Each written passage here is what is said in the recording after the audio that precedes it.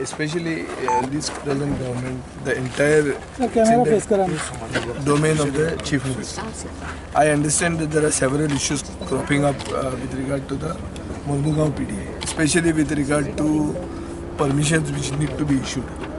And the government has also not handed over the powers of that PDA to another body. Like in the absence of a PDA, the Chief Secretary goes as officiating as the PDA. That also has not been given. So basically, development activities in Mormugao have come to a halt because of the delay in appointing the PDA chairman. I understand this.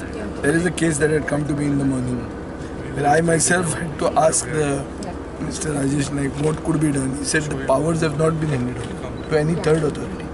So as such, even if we want to help somebody, we can't.